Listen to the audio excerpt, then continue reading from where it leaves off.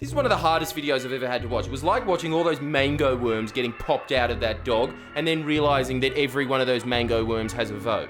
And the reason they are mango worms is because most of these people are from Queensland. Scott Morrison's Quiet Australians. I'm so quiet.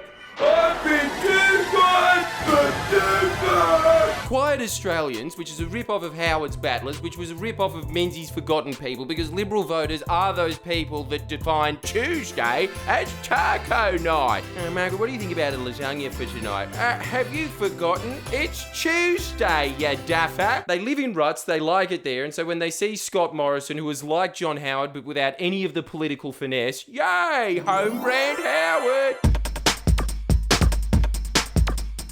Look, I know I'm the only millennial on Earth that thinks about the 7:30 report for even a split second, but I'm making you share the burden. You have to watch this. See? We're a second in, and it starts with Chris Lilly's mockumentary music. That's who Quiet Australia is. People who Chris Lilly pays out. The 18th of May 2019. It was meant to be the dawning of a new Labor era. Or so the polls told us.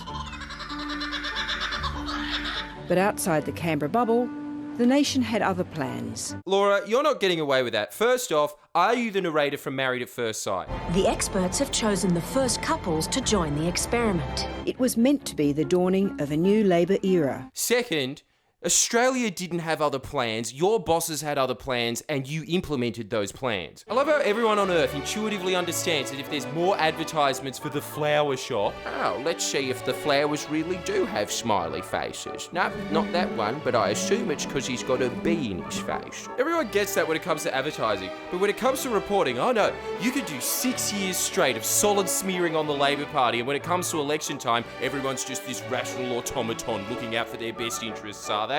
No. You're basically one up from a dog going, Lee Sales doesn't like Bill Shorten. You're not even a good dog like Jamie. You're just a mutt. These are the Quiet Australians who have won a great victory tonight. So just who are these Quiet Australians? Jim Reid has been conducting polling groups in Australia, the US and UK for over 20 years, including with long-time Liberal pollsters Crosby Textor. Sick of people with bullshit jobs getting paid a lot. Look at what this waste of space thinks. This is his professional opinion. Quiet Australians are the majorities. They may or may not be of faith. They may or may not have a certain ethnic background. They may or may not be of a certain age group. The commonality is that they're quiet. Are you describing anything? Quiet Australians may or may not have eyes. They may or may not like playing Quidditch. They may or may not agree with Eminem's statement that rap feels so empty without me. But the one commonality that he has deduced, keep in mind, he has paid a lot of money for this, is that Quiet Australians are quiet. 6 months in, we went in search of these Quiet Australians to find out what they make of Scott Morrison now. See, that's when you know that your life is completely redundant. You are owned. When someone can force you to go on a wild goose chase and your response is, sounds interesting. Lee Sales and Laura Tingle, the modern day witch hunters. Big slack to boomers that can't be slack back. So good. I'm Therese, I'm in my early 50s. I've got a husband that works fly in, fly out. I've got 2 children, 3 dogs and 8 chooks. In other words, your life is shit. It's just so infuriating watching this, honestly. It is very triggering. I wouldn't say I'm very quiet. In fact, I told my workplace that I was being interviewed about Quiet Australians and they all thought it was hilarious. They were going, oh, you're not quiet. And there you have it. Can we go home yet? No? 9 more minutes of this shit. Maybe the ABC could learn how to do a documentary off the Liberal Party because at least they don't contradict themselves within the first 2 minutes. They even admitted themselves. So Matt Preston's extraordinary conclusion. They're quiet. Wrong. Quiet Australians are some of the most vocal people there are politically. They make even me, who is a professional political commentator, say, shut up! You know what Quiet Australia actually are? They're swing voters, i.e. they're self-absorbed and stupid. To quote Jamie from The Bachelorette, they literally throw under the bus koalas, people with disabilities, workers, just so they can save $30 a month on negative gearing. They're not quiet, it's just no one listens to them because their ideas are dumb. They're too independent/wealthy to worry about dying on the job, and they're too poor to have a job that requires above average critical thinking skills. The clincher came for me was when Shorten stood beside the electric car and started carrying on about electric cars, and it was just idiotic. I just went, oh my God.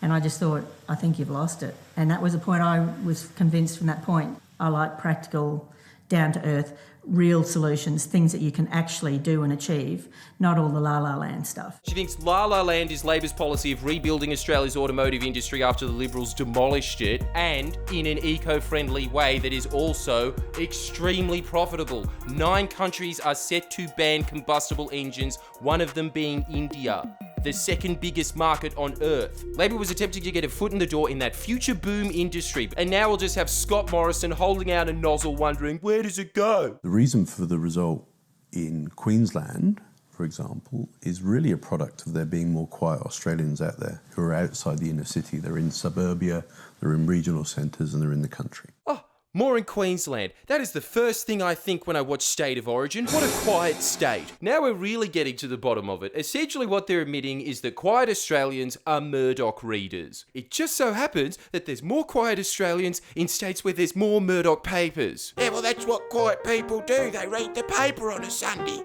I'm Ajendra and this is Janita. AJ's in IT, I'm a personal trainer. We've got a kid, Manuel, he's 16 years old and he suffers from cerebral palsy. I used to be a journalist with News Corp. As if you didn't need more proof, another quiet Australian used to work for the Murdoch Press. How are they quiet? If she's quiet, then so's the Pokemon Exploud. We are part of those swinging voters, you know. There you go. We say to AJ, if there was a dog standing up, we probably would have voted with the dog as opposed to Bill Shorten and... Who was the previous one before that? Malcolm Turnbull. That's it. Good to know that the bar for people informing the public is that high. She can't remember the name of a former Prime Minister and she was a journalist. Look at how grating this next scene is. I'm telling you, the mango worms just keep coming out of the dog's leg. During the election campaign, of course, we followed all the way. Obviously, with Scott Morrison being the face of the Liberals, that kind of helped a little bit. You know, if you invited him for a cup of tea, he'll be happy to come down to your house. If it did fit into his schedule at all, you know what I mean? No one wants to have tea with you. And apart from that, every staffer I've talked to said that Bill Shorten was a legend and Scott Morrison only hangs out with you if he wants something from you. I have a great respect for him. I know him from his tourism days. Where the bloody hell are you? You know, and... Oh, what a deep insight into Scott Morrison's previous life. A slogan. He's a Shark supporter, you know, he's a rugby league man. That's what these people think qualifies you to be PM. He likes the Sharks. Got my vote! And he's a churchgoer. You can tell how little they know about politics because Bill Shorten is also a Christian. He's just not part of a sect that is a bunch of pedo pleasers. What did I tell you? This is harder to watch than that footage of the giant centipede, isn't it? When we research in a Toowoomba or a Ballarat or a Bunbury or somewhere like that, outside the cities, we see people very much focused on immediate issues. How is it that much effort for this man to talk? Just a sec. Like job prospects for them and their children, like the cost of living, like drought, for example.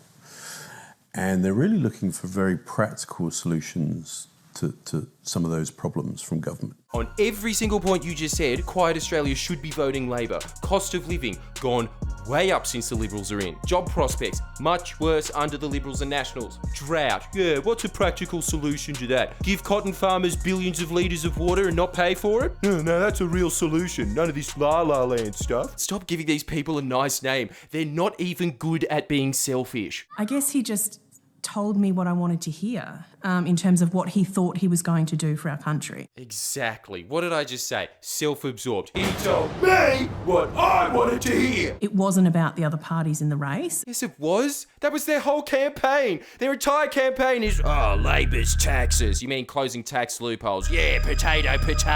So obviously these people watch Channel 9. The stories are murder, Princess Kate, petrol prices, Bill Shorten sucks. Oh, yeah, well, he's got no ideas. In the great Australian tradition, the quiet Australians want to give Scott Morrison a go. And they're really looking for signs of hope.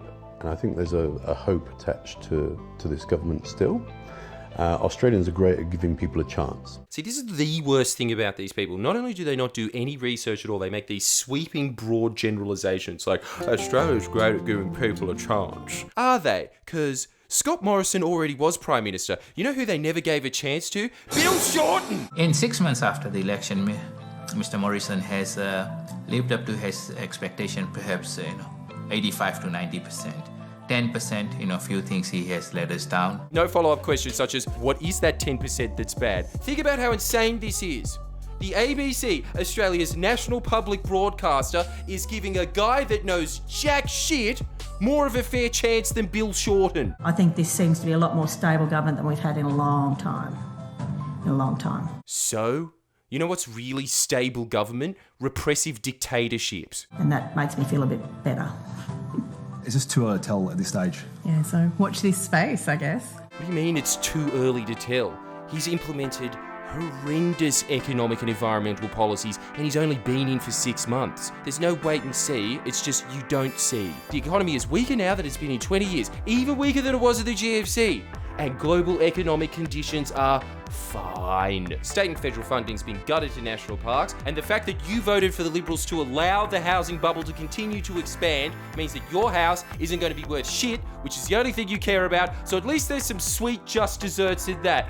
But the Liberal government is an abject failure, voted in by abject failures. And I know that Quiet Australia's answer is going to be, well, this is why Labor lost, because they talked down to us. I'm not the Labor Party, idiot. Second off, I don't even think that's true. I think that you've just heard that line from the Murdoch press. And if the Murdoch press started writing this just in, you're all a bunch of dumb shit, your response would be, well, at least it's nice to know. Sorry to share that with you. I just had to get that off my chest. It's like when you get sent that centipede video and you go, share it to all your closest friends. Like this video if this was the adult equivalent of when you were a kid and your sister was singing in the shower really badly and off key to the radio. Please share and comment below.